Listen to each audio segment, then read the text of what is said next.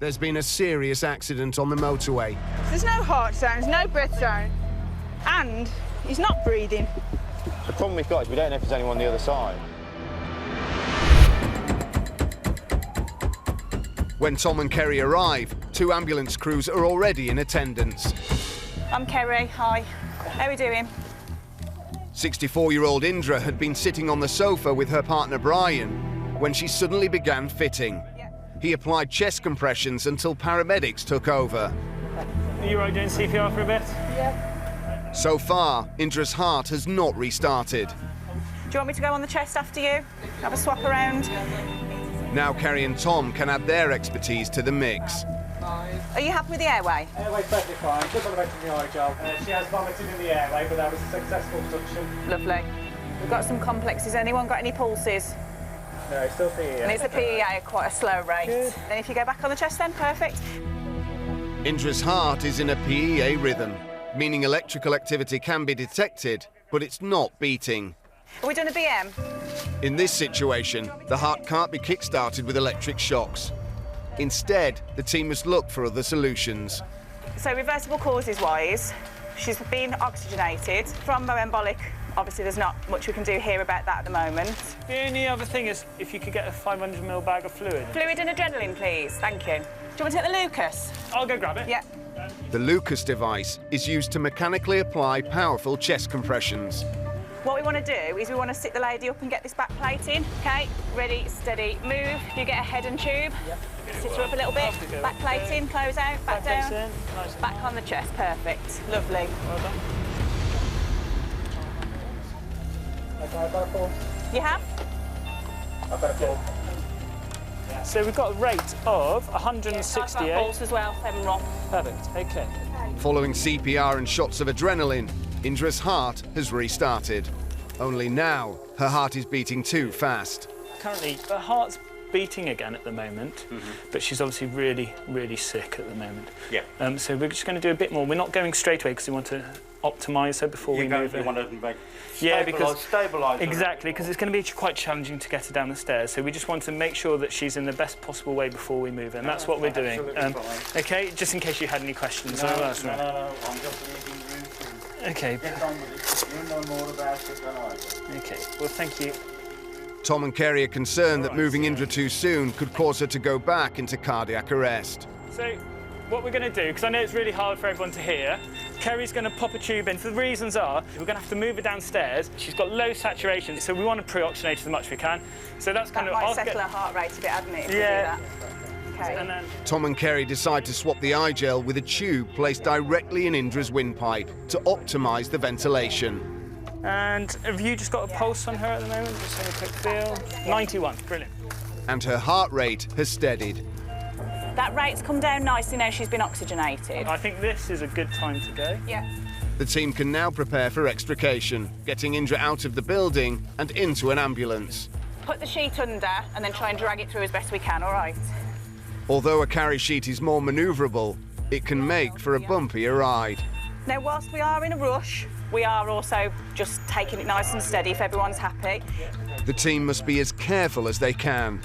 Right, well, the Lucas is on, and that's a good thing, because it means that if we lose a pulse, that we can push a button and she'll get CPR straight away, and it'll save us having to delay. Ready? Yeah. Steady, lift.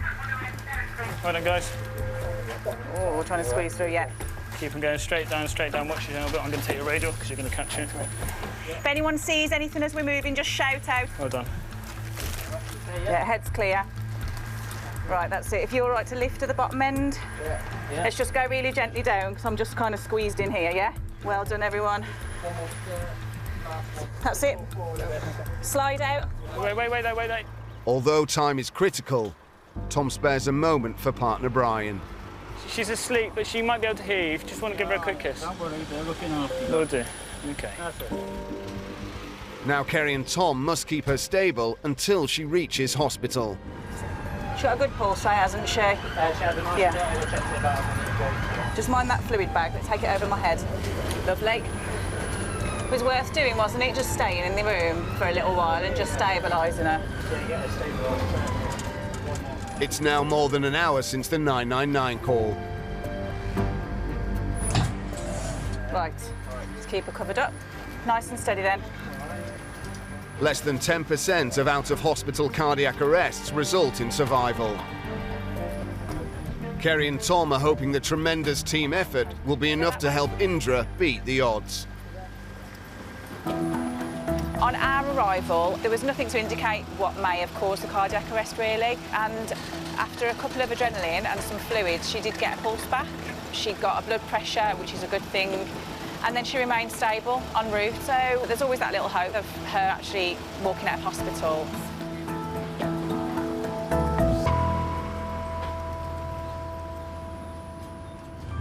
Patient still trapped with the left knee down, the left knee roll nailed in the back of her or something.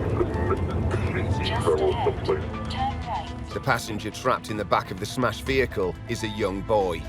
A child's life is in danger, and Dr. Ben knows there's a lot that can go wrong. Obviously, it's a very cold night tonight, it's 4 degrees Celsius. Physiologically, children are different from adults. They get colder quicker. They tend to compensate very well physiologically in terms of blood pressure and so on until they don't. So they've got the potential to become sicker very suddenly. The police have arrived on scene, along with the fire brigade and ambulance crew. It's a big impact smash, and the boy's condition is deteriorating fast. An 11-year-old male in the back of here. He can't get out. He's mechanically trapped from the left leg down. We haven't been able to see anything below there. I'm going to have a quick assessment, Ben. A child is trapped in the wreckage with potentially critical injuries. With the temperature near freezing, they need to get him out as quickly as possible. My initial plan at the moment is once that's all released and clear, look at sort of how he's actually mechanically trapped. If worse comes to worse, it goes a bit downhill a bit quickly, what we'll do, we'll get the telescopic ramp down through the middle, rapid. That's your plan B, smashing. No worries. Right. I'm just going to have a go round and have a quick look at that leg, all right? Oh, yeah. The police, ambulance service and fire brigade are working together to free him. Hey, bud. How you doing? My name's Aidan. Right, I'm just going to have a quick look at your leg, OK? When the car smashed into the lamppost, the front passenger seat was forced backwards and is now pinning the boy's leg to the floor. Mate, can you just cut that your scissors mount? Before they move him, Aidan investigates his trapped leg. Yeah, mate. It might be broken, OK? So bear with me, OK? I'm going to have to move it. I know it's going to be a bit painful. Just bear with it, be strong, because as soon as we get you out, we're going to give you some strong painkillers. Getting him out without making his existing injuries worse is going to be a delicate operation. I think we've got enough room to manoeuvre your leg now. Right, what we're going to have to do, mate, I'm going to lift your leg, OK? We're going to have to get you to shuffle to the back there, OK? So if you want to start shuffling your bum across, I'm going to support your foot. We'll look after you. It'll hurt a wee bit, but All we'll right, get you mate, I've got it. I've got it. Well done. You're doing very well there. Well done. Clue. Frightened and in pain, the boy isn't able to move. Let's just relax it there a second. Just relax it there. But Aidan can't wait any longer. This is time critical. The boy has now been trapped for over 42 minutes in the freezing cold and is in extreme danger of becoming hypothermic. We just get the longboard, like. Can we get your longboard out your truck, please? Yeah. Thank you. Ben? Yeah. And a back splint. And the back splint, stand by. Come, Harry, mate. We're going to have you out in the warm in just a second. Aidan oversees the fire brigade as they prepare to get him out. Yeah, don't worry, we'll help you with that. I want you to lie your head down there for me. I've got your foot. Lie your head down. Well done, mate. Longboard in position, the crew can now manoeuvre the boy out of the wreckage. You guys happy there? Once the feet are clear, you can pendulum them in. OK, and we want him off the longboard, so we'll need to basically hold it at the side and slide him across if we're happy. Here we go, mate. Ready, steady, slide. Well done. Second, OK, get you nice and warmed up, all right? Finally out of the car, the crew lay the boy on top of the stretcher. Any pain up here? No? OK, any pain down there? Yeah. Aidan assesses him and confirms his left ankle and foot are badly damaged, with potential multiple fracture and dislocation. We'll get him in the warm first and we'll do it from there if you're happy. The blood and nerve supply could also be compromised. Just go in there. I bet you're cold now, aren't you? You've been brave lad, haven't you? Very brave. I'm just going to go into the ambulance now. You see your fam. All right? Good man. With a temporary splint on the injured ankle and wrapped in a foil blanket to try and warm him up as quickly as possible, the boy can now be moved into the back of the ambulance. Any pain in your chest? No? Aidan carries out a thorough examination of his chest and vital organs to be sure he hasn't suffered any undetected internal injuries. Ben, I'm happy that it's isolated. Happy like Tib fib. Ben, happy for us to clear if we can transport it out. I thought. The boy is now in a stable enough condition for Aidan and Dr. Ben to leave him in the sole care of the ambulance crew for the 8-mile journey to Birmingham Children's Hospital. Took a little bit of time to get him extricated from the vehicle. He's got quite severe lower leg fractures, which will need treatment at a specialist trauma centre. It's difficult when you go to a child that's the same age as one that you have at home and it brings home a little bit closer and breaks through the veil a little bit. It's bad enough for an adult to be in that position where they're trapped inside a crashed car, probably very scared, probably getting cold, probably in a lot of pain. But as a child, it must be significantly worse and significantly harder.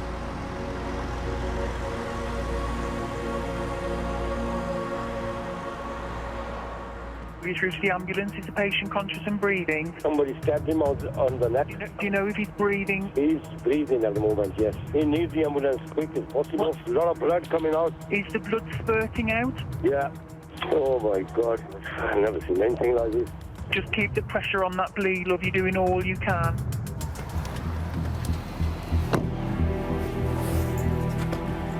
Hi, guys. I'm Adam, I'm the doctor on Meadows. Just behind you, you okay? Okay, don't fight, don't fight. Adam immediately takes control of the scene, locating and assessing the size and severity of the neck wound. Shut up. Can you hear us? Okay. So quite a lot. What's wrong with your breathing? We get the trolley. Okay, guys. We'll have the trolley out. He's bleeding heavily and struggling to breathe. Okay. Big. Adam, can you see down there? The victim is just 16 years old. Okay, so we've got one behind the ear. Yeah. Is there anything at the front of the neck? Okay, bit of direct on there then. He's already lost about a litre of blood. The human body contains 5. Adam knows he can't afford to lose much more before he passes out and goes into cardiac arrest. Right, mate, have a look. What's gonna happen now? Listen, what's gonna happen? Don't worry about them. Look at me. What's gonna happen? I'm gonna get you onto an ambulance, okay? Let me just see if there's any blood in your mouth. Open your mouth wide. Good lad. Okay. Pressure from his wound is causing the boy to panic and restricting his breathing. Just calm your breathing. You're doing absolutely fine. I know it might feel hard where you've been injured. Okay, it's away from your voice box. I know it's scary, okay, but you're doing fine. I'm pushing on the side of your neck. They need to get him to hospital for emergency surgery to repair the blood vessels in his neck, but moving him risks tearing the wound and sudden catastrophic blood loss. Not time. Okay. Right. Listen, have you got phlegm at the back? Just spit it out, mate. Spit it on the floor, go on. Adam needs to keep the boy calm while maintaining a constant life-saving pressure on his neck to stop the bleeding. Do you feel able to stand, mate? Yeah. Okay, right. Good lad. Yeah, go on. I'm not going to let go because I need to put that pressure on, okay? Hold on, guys, hold on. I need to keep the pressure on. Can you get around, mate, to you? So, bump there, that's it. Lay down on the bed. Okay. Once on the stretcher, it's now a race against time to get him to hospital. Right, mate, you okay? Can we have our bag on the back? Yeah. My hand's going to be a bit tied up just to keep that pressure on. So let's get some straps on. How are you doing? All right, well done. Okay. I need to keep to the QE. Yeah, I need to keep my hands on to stop the bleeding, okay? Because you have bled a reasonable amount. Any medical history I need to know about? Asthmatic? Sickle cell? No? Are you allergic to anything? Right. Okay. Leave a little bit of room for me. That's it. Well done. Good, so a bit brighter in here. On the ambulance, Adam and Rob can now fully assess the damage the knife has done. Hi, mate. All right. He's bled a fair bit of volume and he's still bleeding past my hand, so I need to get a grip on where that's coming from. Tachy 130, active from the back. It's not anywhere major vascular, but it is actively bleeding. Can I have that Celox? Because I can see where that's coming from now. Hold on, Adam. Using a gauze coated with a blood-clotting agent, Adam manages to stabilise the wound as much as possible to prepare for the journey.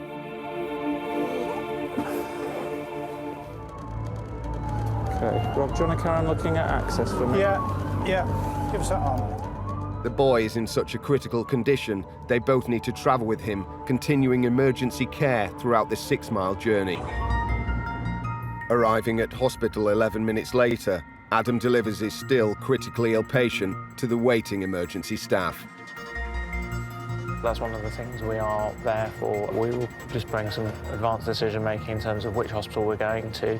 We won't go to the nearest hospital. We will travel a little bit further with an unstable patient to get them to the right major trauma centre.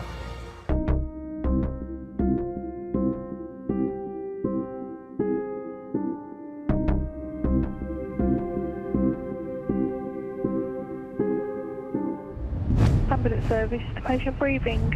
I don't know, there's been a fight. He says cold by the looks of it. Somebody's having a right panic. You need to get somebody in straight away. Can you hear it going on? Yeah, okay. Male adult. Male adult by the looks of it, yeah. And you said that he seems unconscious. He said cold blood. Have you got an idea what's happened at all? Looked like it at the fight. It all happened really quick, and then all you heard was this crack. And I'm reckoning his head on the tile floor. He's bleeding. Or he's being sick. Whatever it is, it's not looking good. Can you hurry up with the ambulance, please? They're doing CPR on him. They're doing CPR, okay. We are coming as quick as we can, blue lights.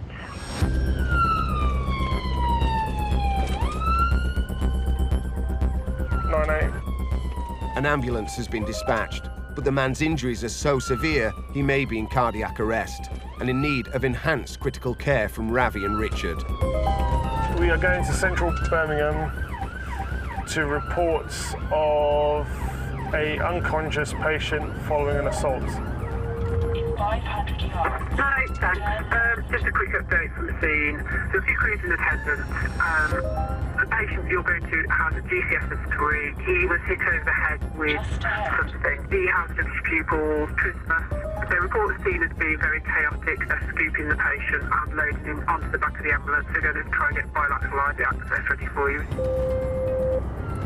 Yeah, that's received. If they are having airway issues, I would suggest that they go to nearest whilst we make our way. Yes, absolutely. They were still on scene when I spoke. I think, from what I heard, you are going to make scene before they're ready to leave. Received. Yeah, many thanks. The patient is in a life-threatening condition. He's deeply unconscious, and the ambulance crew already on site are struggling to get oxygen into him. What they're reporting is trismus.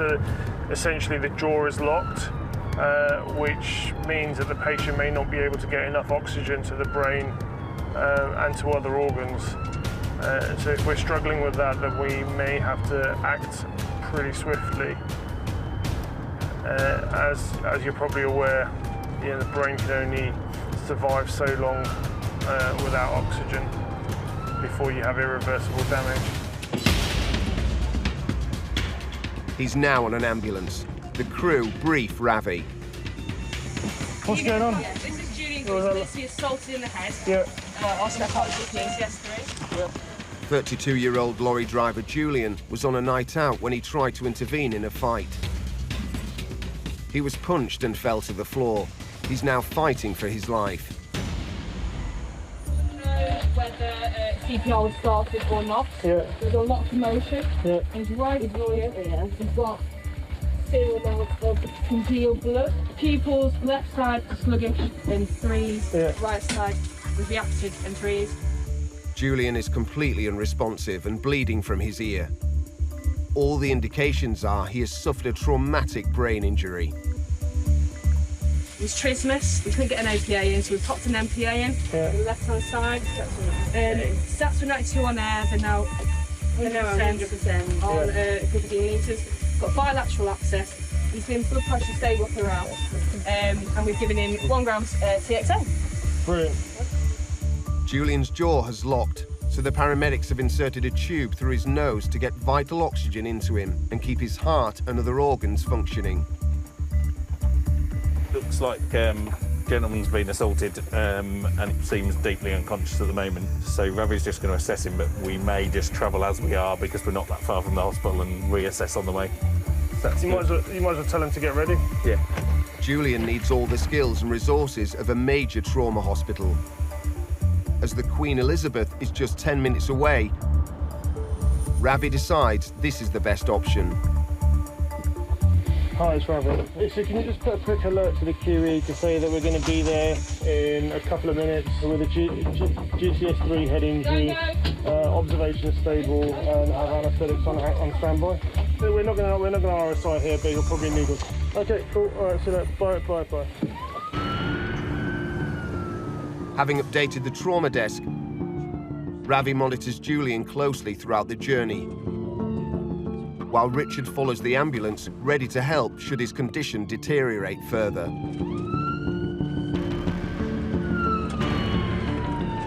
At the hospital, Julian is taken straight into the emergency department for ongoing trauma care. It's difficult with these conditions and these incidences to determine what the outcome's going to be. Because I work in the intensive care setting, this is something I see quite regularly, and there are people that come in very unconscious that wake up and walk out of hospital 12 hours later. And on the other end of the spectrum, you've got somebody that's severely disabled that needs care for the rest of their life. Until the hospital have done the scans, they've given him some time to recover, you know, we won't really know what his outcome's going to be. There's been a serious accident on the motorway and they require critical care backup. There's no heart sounds, no breath sound, and he's not breathing. The problem we've got is we don't know if there's anyone on the other side. Reports are in that a lorry has smashed into a bridge. At speed, this has the potential for catastrophic injury. Dr. Andy and Karen now have to find a way down the motorway embankment to reach the scene of the accident. It's a long way down. I'm not sure how much fun that's going to be. Can I just chuck you that? Yeah, of course you can. An hour earlier, a heavy goods lorry crashed into a railway bridge after it experienced a tyre blowout. It's now wedged into the brick pillar, and the driver is still trapped inside. Police have closed off both sides of the motorway while the fire service tries to gain access to the cab. Boss, how you doing? Yeah, Tom. I'm Andy. An ambulance crew member who has assessed the driver briefs Dr. Andy and Karen. He's been in absolute asystole for bare minimum of 40 minutes. He's got the engine block in his chest. Okay. We are doing the best to extricate, to see if we can find anyone on the passenger side. The driver has been asystolic, meaning he has no heartbeat for some time. His chances of survival are now remote. But Dr. Andy and Karen need to ensure nothing further can be done. Cool. Happy. Cheers. Karen crawls in for a close look at the driver, while Dr. Andy checks the heart monitor for any vital signs. What do you think, Haz? Well, let's get a rhythm strip. There's no heart sounds, no breath sound, and he's not breathing. The problem we've got is we don't know if there's anyone on the other side. Dr. Andy and Karen are in agreement that nothing can be done for the driver. The driver is very trapped by the wreckage.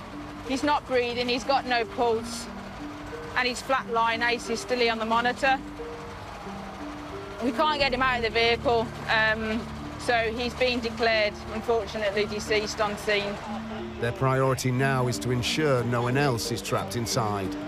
So they're going to take the windscreen out, create space so we can look down. We've seen the seat and we've seen that there's no one in it. It's whether anyone sort of slipped under. It's unlikely.